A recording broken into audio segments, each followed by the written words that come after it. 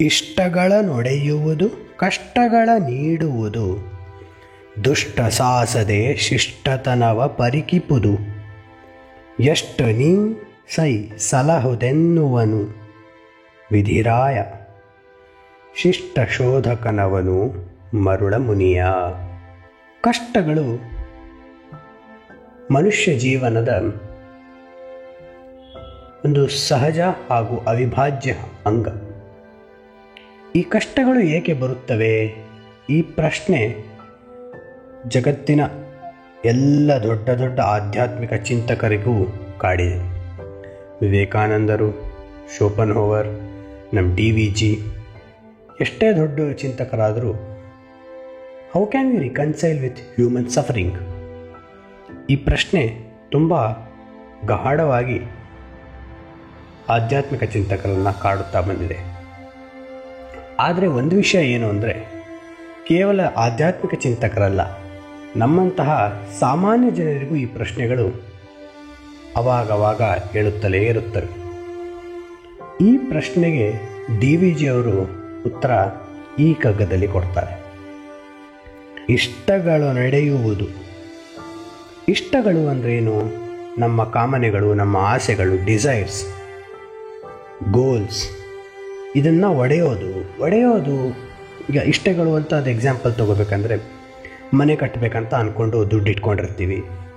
ಅನಾರೋಗ್ಯ ಉಂಟಾಗಿ ಆ ದುಡ್ಡು ಖರ್ಚಾಗ್ಬಿಡ್ಬಹುದು, ವ್ಯಾಪಾರದಲ್ಲಿ ಲಾಸ್ ಆಗಿಬಿಡ್ಬಹುದು, ಸಾಲ ಆಗ್ಬೋದು. ಮನೆ ಕಟ್ಟಬೇಕು ಅಂತ ಕನಸು ಕಾಣ್ತಾ ಕೂತಿರ್ತೀವಿ, ಕೆಲಸ ಕಳ್ಕೊಬೋದು. ಇವೆಲ್ಲ ನಮ್ಮ ಇಷ್ಟಗಳಿಗೆ ಹೊಡೆತಗಳು ಬಿದ್ದು ಬಿಡುತ್ತೆ. DVG ಅವರು ಮುಂದೆ ಉಪಯೋಗಿಸೋ ಪದ ಒಡೆಯುವುದು. ಒಡೆಯುವುದು ಅಂತ ಯಾಕೆ ಉಪಯೋಗಿಸಿದ್ದಾರೆ? ಬೇರೆ ಯಾವುದರ ಪದಗಳನ್ನ ಇಲ್ಲಿ ತರ್ಬೋದಿತ್ತು, ತಡೆಯುವುದು ಅಂತ ಇರ್ಬೋದಿತ್ತು. ಆದರೆ ಒಡೆಯುವುದು ಅಂತ ಹೇಳಿದ್ದಾರೆ ಅಂದರೆ DVG ಅವರು he weighs every word before he uses it. ಅಂದರೆ ಒಂದು ಪದದ ತೂಕ ಎಷ್ಟಿದೆ ಹಾಗೂ ಅದು ಎಷ್ಟು ಸಮಂಜಸ, ಎಷ್ಟು ಆಳವಾದ ಅರ್ಥವನ್ನು ನಮಗೆ ಕೊಡಬಲ್ಲದು ಅನ್ನೋದು DVG ಅವರಿಂದ ನಾವು ಕಲಿಬೇಕಾಗಿರೋದು. ಇಷ್ಟಗಳ ನೊಡೆಯುವುದು. ಏನು ಒಡೆಯುವುದು? ಆಸೆಗಳ ಬಂಡೆ ಒಡೆದಾಗ ಶಿಲೆಯನ್ನು ಕೆತ್ತಕ್ಕೆ ಸಾಧ್ಯ. ನೋಡಿ, ಫ್ರಾಝನ್ ಬಂಡೆ ಅಥವಾ ಮಂಜು, ಅದು ಫ್ರಾಝನ್, ಹೆಪ್ಪುಗಟ್ಟಿಬಿಟ್ಟಿದೆ. ಹೆಪ್ಪುಗಟ್ಟಿದ ಯಾವತ್ತು ಇಟ್ ಈಸ್ ವಲ್ನರೆಬಲ್.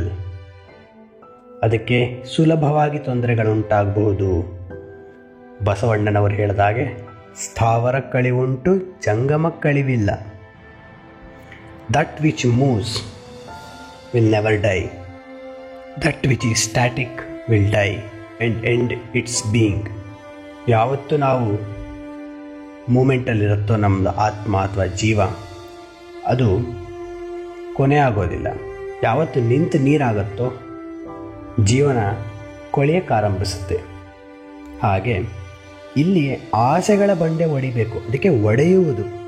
ಒಡೆದಾಗ ಏನಾಗತ್ತೆ? ಶಿಲೆ ಅನ್ನೋದ್ರಿಂದ ಹೊರಗೆ ತರಬಹುದು. ಶಿಲೆ ಅಂದರೆ ಸಾಧನೆಗೆ ಶಿಲೆ ಇಲ್ಲಿ ಸಿಂಬಾಲಿಕ್ ಆಗಿ ನಾವು ಅರ್ಥ ಮಾಡ್ಕೋಬೇಕು. ಆಗಿರೋದ್ರಿಂದ ಈ ಒಡೆಯುವುದು ಅನ್ನೋ ಇನ್ನೊಂದು ಅರ್ಥ ಹೇಗಿರಬಹುದು ಅಂದರೆ, ಅಹಂಕಾರಕ್ಕೆ ವಿಧಿ ಹೇಗೆ ನಮಗೆ ಪೆಟ್ಟು ಕೊಡುತ್ತೆ, ಬಿಕಾಸ್ ಇಟ್ಸ್ ಎ ಟೀಚರ್. ಅದನ್ನೇ ಈ ಕಗ್ಗದಲ್ಲಿ ಹೇಳ್ತಾರೆ. ನಾವು ಒಂದು ಒಳ್ಳೆಯ ಉದಾಹರಣೆ ಈಗಿನ ನಮ್ಮ ಸಮಾಜ, ನಿಮ್ಮ ಸಮಾಜದಲ್ಲಿ ಕೊಡಬೇಕು ಅಂದರೆ, ಒಂದು ಕಾರ್ ತೊಗೊಂಡು ಇನ್ಸ್ಟಾಗ್ರಾಮ್ನಲ್ಲಿ ಹಾಕಬೇಕು ಅಂತ ಕೂತಿರ್ತೀವಿ ಕಾಯ್ಕೊಂಡು. ಆ ಸಂದರ್ಭ ಬರೋದೇ ಇಲ್ಲ. ಯಾಕೆ? ನಮ್ಮ ಅಹಂಕಾರಕ್ಕೆ ಅವಾಗ ಗೊತ್ತಾಗತ್ತೆ ಇಷ್ಟಗಳ ನೊಡೆಯುವುದು ಯಾರ ಕೆಲಸ ಅಂತ ಹೇಳ್ತಾರೆ ಮುಂದೆ. ಅದಷ್ಟೇ ಅಲ್ಲ, ಕಷ್ಟಗಳ ನೀಡುವುದು. ಬರೀ ನಿನ್ನ ಗೋಲ್ಸ್ಗೆ ರೋಡ್ ಬ್ಲಾಕ್ಸ್, ಹರ್ಡಲ್ಸ್ ಹಾಕ್ಬಿಡೋದು ಅಷ್ಟೇ ಅಲ್ಲ ಅವನ ಕೆಲಸ. ಕಷ್ಟಗಳ ನೀಡುವುದು, ನಿನಗೆ ಡಿಫಿಕಲ್ಟೀಸ್ ಕೊಡೋದು ಅಂತ ನಾವು ಅರ್ಥ ಮಾಡ್ಕೋಬಾರ್ದು. ಇಲ್ಲಿ ಕಷ್ಟಗಳು ಅಂದರೆ challenges. Because the moment we use the word challenge instead of difficulties, we interpret the problem in a very different way. We reinterpret it. Because the moment we call it challenge, ಅದನ್ನು ಒಂದು ಸವಾಲು ಅಂದುಕೊಂಡ ಕೂಡಲೇ ನಮಗಲ್ಲೊಂದು ಅವಕಾಶ ಕಾಣಿಸುತ್ತೆ. ಇಷ್ಟಗಳ ನುಡಿಯುವುದು ಕಷ್ಟಗಳ ನೀಡುವುದು. ಮುಂದಿನ ಸಾಲಲ್ಲಿ ದುಷ್ಟ ಸಾಸದೆ ಶಿಷ್ಟತನವ ಪರಿಕಿಪುದು. ದುಷ್ಟ ಸಾಸದೆ ಅಂದರೆ ಏನು? ಸಾಹಸದೆ ಅಂದರೆ ಸಾಹಸದಿ ಅಂತ ಅರ್ಥ ಬರುತ್ತೆ. ದುಷ್ಟ ಸಾಹಸ ಯಾವ ಥರ ದುಷ್ಟ ಸಾಹಸ? ಈ ಇನಿಷಿಯಲ್ ಸಕ್ಸಸ್ ಇದೆಯಲ್ಲ, ಅದೇ ನಮಗೆ ಎಷ್ಟೋ ಸಲ ಶತ್ರುವಾಗಿ ಅನುಭವಕ್ಕೆ ಬರುತ್ತೆ. ಬೆಸ್ಟ್ ಎಕ್ಸಾಂಪಲ್ ಅಂದರೆ ನಾವೆಲ್ಲ 10ನೇ ತರಗತಿಲಿ ಒಳ್ಳೆಯ ಅಂಕಗಳನ್ನ ಪಡೆದಿರ್ತೀವಿ. ಒಂದೊಂದು ಸಲ ನಾವು ಅಂದ್ಕೊಂಡಿದ್ದಕ್ಕಿಂತ ಚೆನ್ನಾಗಿ ಬಂದಿರುತ್ತೆ. PUCಗೆ ಹೋದಾಗ ನಮಗೆ ನಿಜವಾದ ಪ್ರಾಬ್ಲಮ್ ಗೊತ್ತಾಗುತ್ತೆ. PUC ರಿಸಲ್ಟಲ್ಲೂ ಅದೇ ಥರ ಇನಿಷಿಯಲ್ ಸಕ್ಸಸ್ನ ಹ್ಯಾಂಗ್ ಓವರ್ನಲ್ಲಿ ಕೂತಿರ್ತೀವಿ. ಆದರೆ ನಾವು ಅಂದ್ಕೊಂಡಂಗೆ ನಡೆಯೋದಿಲ್ಲ. ಯಾಕೆ? ದುಷ್ಟ ಸಾಹಸ ಅದು ಓವರ್ ಕಾನ್ಫಿಡೆನ್ಸಿಂದ ಉಂಟಾಗಿದ್ದು. ನೀವೇ ನೋಡಿರ್ಬೋದು, ಎಷ್ಟೋ ಜನ ಚಿತ್ರಕಾರರು, ಸಿನಿಮಾ ಮಾಡೋರು ಒಂದು ಸಿನಿಮಾ ಯಶಸ್ವಿ ಆದ ತಕ್ಷಣ ಅದೇ ರೀತಿ ಸಿನಿಮಾಗಳು ಮಾಡೋಕ್ಕೆ ಹೋಗಿ ಸೋಲು ಕಂಡಿರ್ಬೋದು. ರಾಜಕಾರಣಿಗಳು ಎಲ್ಲೋ ಒಂದು ಚಿಕ್ಕ ಕಾನ್ಸ್ಟಿಟ್ಯೂನ್ಸಿನಲ್ಲಿ ಗೆದ್ದು ತಮ್ಮನ್ನು ತಾವು ನಾಯಕರು, ದೊಡ್ಡ ನಾಯಕರು ಅಂದ್ಕೊಂಡು ದೊಡ್ಡ ಮಟ್ಟದ ಚುನಾವಣೆಯಲ್ಲಿ ಹೆಚ್ಚು ದುಡ್ಡು ಖರ್ಚು ಮಾಡಿ ಸೋಲೊಪ್ಪಿರ್ಬೋದು. ಅಥವಾ ಒಂದು ಬಿಸ್ನೆಸ್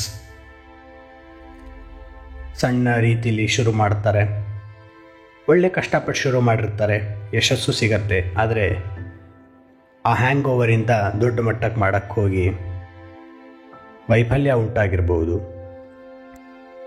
ಅದಕ್ಕೆ ದುಷ್ಟ ಸಾಹಸದೆ ಶಿಷ್ಟತನವ ಪರಿಕಿಪುದು. ಶಿಷ್ಟತನ ಅಂದ್ರೇನು? Commitment, strength. ಅದನ್ನು ಪರಿಕಿಪುದು ಅಂದರೆ ಪರೀಕ್ಷಿಸುವುದು. ಏನನ್ನ ಪರೀಕ್ಷಿಸ್ತಾರೆ? How we are committed for our goal without getting into the hangover of initial success. ಅದನ್ನು ಪರಿಕಿಪುದು ಅವನ ಕೆಲಸ. ಏನೇನು ಮಾಡ್ತಾನೆ? ಇಷ್ಟಗಳ ನೊಡೆಯುವುದು, ನಮ್ಮ ಆಸೆಗಳನ್ನ ಒಡೆದು ಹಾಕೋದು, ಕಷ್ಟಗಳನ್ನು ನೀಡುವುದು. ದುಷ್ಟ ಸಾಹಸದೆ ಶಿಷ್ಟತನವ ಪರೀಕ್ಷಿಸುವುದು. ಅಷ್ಟೇ ಅಲ್ಲ, ಇದು ತುಂಬ ಅದ್ಭುತವಾಗಿದೆ. ಮುಂದಿನ ಸಾಲು, ಎಷ್ಟು ನೀ ಸಹಿಸಲಹುದೆನ್ನುವನು ವಿಧಿರಾಯ. ಎಷ್ಟು ನೀ ಎಷ್ಟು ತಗೋತೀಯ ನೀನು ಕಷ್ಟಗಳನ್ನ ಅಂತ ಚಾಲೆಂಜ್ ಮಾಡ್ತಿದ್ದಾನೆ. ಯಾರು? ವಿಧಿರಾಯ. ಇಷ್ಟೆಲ್ಲನೂ ಮಾಡ್ತಿರೋದು ವಿಧಿರಾಯ, the divine or grand destiny. How much can you take? ಆದರೆ ನಾವು ಹೇಗಿರಬೇಕು? ಜೀವನ ಸವಾಲುಗಳು ಎಷ್ಟು ಬರುತ್ತೋ ಬರಲಿ, ನಾನು ಬಗ್ಗಲ್ಲ. I will take it, I will challenge and beat it, I will win over it. ನಾನು ಅದ್ರ ಮೇಲೆ ಗೆಲ್ತೀನಿ, ಅದನ್ನು ಹತ್ತಿಕ್ಕಿ ಅದ್ರ ಮೇಲೆ ನಿಂತ್ಕೋತೀನಿ ಹೊರತು ಅದಕ್ಕೆ ನಾನು ಬಗ್ಗಲ್ಲ, ಸೋಲು ಒಪ್ಕೊಳ್ಳಲ್ಲ ಅಂತ ನಿಂತವನಿಗೆ ಖಂಡಿತ ಯಶಸ್ಸಿಗತ್ತೆ.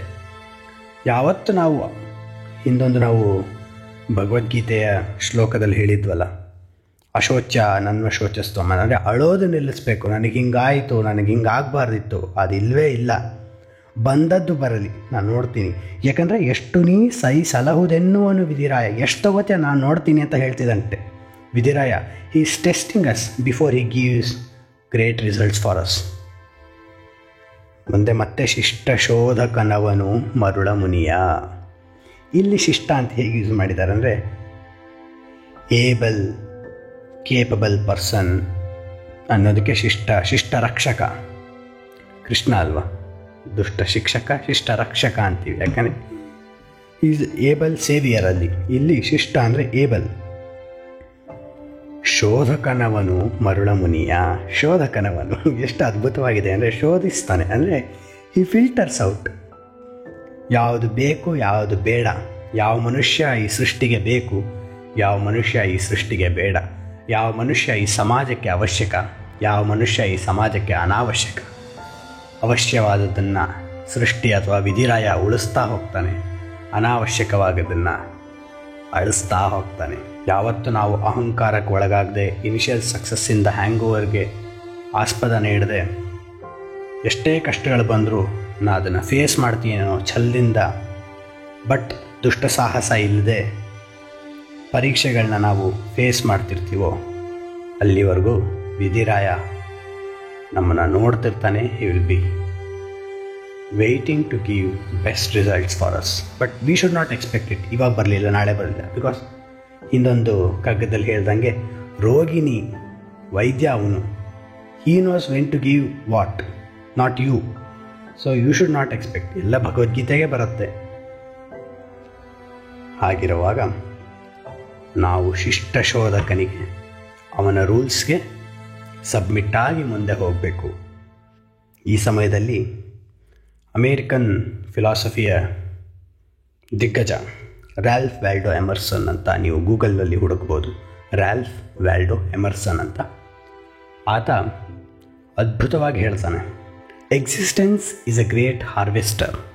ರೈತ, ಸೃಷ್ಟಿ ಎಂಬುದು ಒಂದು ಅದ್ಭುತವಾದ ವ್ಯವಸಾಯ ಕ್ರಿಯೆ. ಸೃಷ್ಟಿಕರ್ತ ಒಬ್ಬ ರೈತ. He will make strong seeds grow and weak seeds become manure. ಎಷ್ಟು ಅದ್ಭುತವಾಗಿದೆ, ನನಗೆ ಹೇಳ್ತಿದ್ರೇ ಮೈನೆ ಹೇಳುತ್ತೆ. ಈ ಸೃಷ್ಟಿ ಎಂಬುದು ಅದ್ಭುತವಾದಂಥ ರೈತ ಪ್ರಬಲವಾದ ಬೀಜಗಳು ಅಥವಾ ಪ್ರಬಲವಾದ ಮೊಳಕೆಗಳನ್ನು ಹೆಮ್ಮರವಾಗಿ ಮಾಡ್ತಾನೆ. ದುರ್ಬಲ ಮೊಳಕೆಗಳನ್ನ, ದುರ್ಬಲ ಬೀಜಗಳನ್ನು ಗೊಬ್ಬರವಾಗಿ ಕೊಳೆಯಲು ಬಿಟ್ಬಿಡ್ತಾನೆ. ನಾವು ಬಲಿಷ್ಠ ಮೊಳಕೆ ಆಗೋದ, ದುರ್ಬಲ ಗೊಬ್ಬರ ಆಗೋದ, ಎರಡೂ ನಮ್ಮ ಕೈಯಲ್ಲೇ ಇದೆ. ಅದರಿಂದ ಸಾಧನೆಯ ಮೊಳಕೆ ಕಷ್ಟಗಳಲ್ಲೇ ಅಡಗಿದೆ.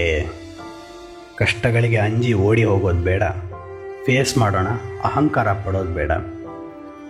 ನಮ್ಮ ಚಿಕ್ಕ ಚಿಕ್ಕ ಹರ್ಡಲ್ಸು, ಚಿಕ್ಕ ಚಿಕ್ಕ ರೋಡ್ ಬ್ಲಾಕ್ಸ್ ಬಂದರೂ ಅದಕ್ಕೆ ವಿಚಲಿತರಾಗೋದು ಬೇಡ ಅಂತ ಹೇಳ್ತಾ ಅವಕಾಶಗಳನ್ನ ಹುಡ್ಕೋಣ. ಯಾವುದೇ ಪ್ರಾಬ್ಲಮ್ ಬರಲಿ ನಾವು ಅದರಲ್ಲಿ ಅವಕಾಶ ಹುಡ್ಕೋಣ.